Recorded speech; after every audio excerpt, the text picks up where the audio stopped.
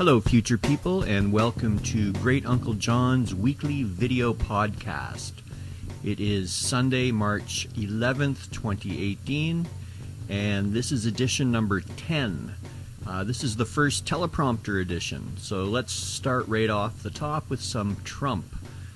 This will be the Trump episode. I suppose they all are, but I'll indulge myself this week. I thought maybe my interest was starting to wane earlier in the week, and it was time to change the channel and my attention. But then I was sucked back in by the breathless Stormy Daniel coverage.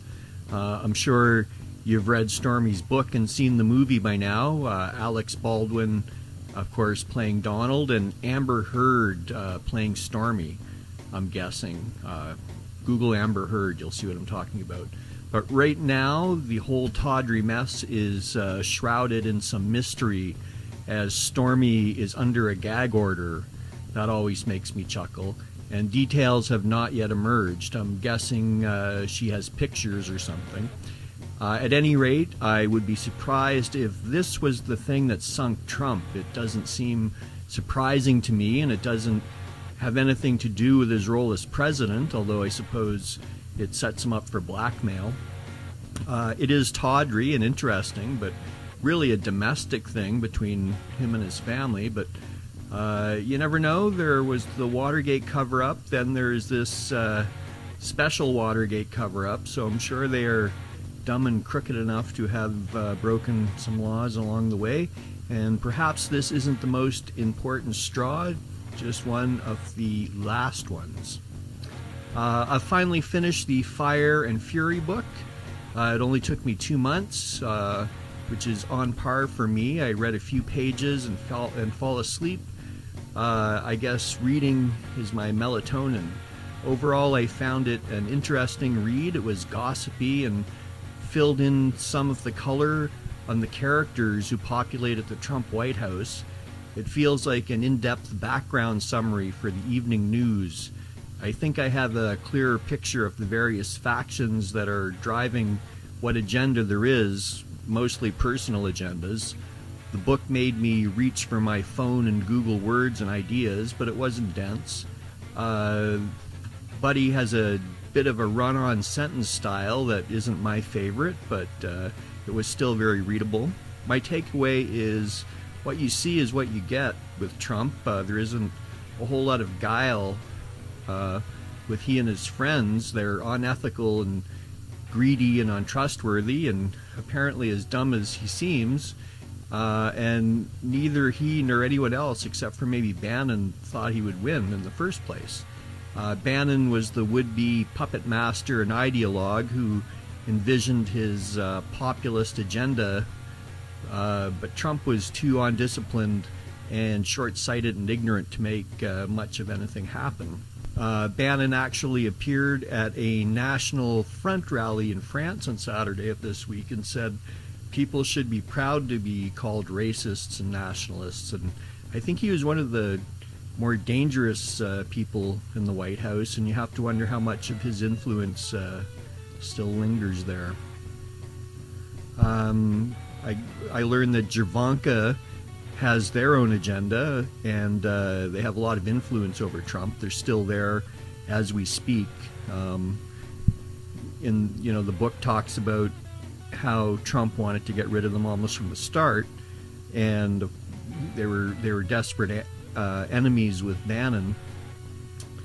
But here they are hanging in. Even Kelly, his current chief of staff, has yoinked Jared's security pass. So at this juncture, General Kelly is trying to force them out, but I think blood will be thicker than anything for Trump. Trump and his sons are probably not bright enough to pull off a high-level conspiracy with the Russians, Wolf says, but those around them were and are. It seems obvious that they have something on Trump. It is the only logical explanation for his behaviors, actively damaging the United States and her institutions and not speaking up against Putin, even when Putin showed off a CGI nuclear strike in Florida a week or so ago. Trump has mused out loud recently about how he envies the Chinese president for life and how he wishes he could execute drug dealers like Duterte. Gary Cohn resigned this week over the Trump surprise steel tariff announcement that seemed to catch the Republican Party off guard, and it seems to have shaken them awake a bit, and they've started to make some statements denouncing this surprise Trump policy. Canada and Mexico were given a temporary exemption with the implicit threat that the negotiations for NAFTA had better go the U.S.'s way, or perhaps they would institute these tariffs. I have to say I've been impressed with the way Trudeau has handled Trump in the NAFTA matter thus far, and Chrystia Freeland's negotiating stance. Trudeau seems to be sinking in the polls after a disastrous PR trip to India, but we have the attention span of gnats, and we'll forget this. The next election will be about whatever happened in the month leading up to it.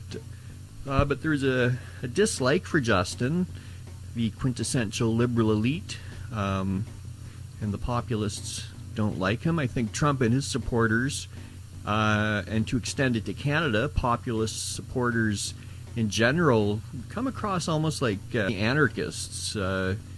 Not the chain-smoking punk rock type of anarchists, but the cranky old country music anarchists. And the destruction they wish on the order is pretty much Rage Against the Machine level. They just see the machine, I guess, differently than the young punk anarchists. They want to destroy this order and replace it with a Mussolini-style police state ASAP. As far as I can tell, the bedrock and the base, those who will never desert the populist leader, are in America and most of Canada Christian, at least by baptism, English-speaking, or French if you're in Quebec, probably white, although there are plenty of non-white populists. There seems to be men and women skewing a bit older, but with sort of an activist youth wing right now with the whole alt-right movement. They don't like immigration, aren't crazy about gays, especially anything that steps on religious turf like marriage. They don't like abortion. They like their freedom, which means owning guns. They disdain environmentalists and vegetarians. They don't think the climate is changing or there is much that can be done about it. They like cops and would like more cops, and most of all, they dislike Muslims, somewhere along a spectrum of fear to hate, and they are probably old enough to be terribly scarred by 9/11, and it has affected the way they view all Muslims ever since. And they're sick of foreign wars, though, and they want them just to sort it out for themselves and not to bring their problems over here.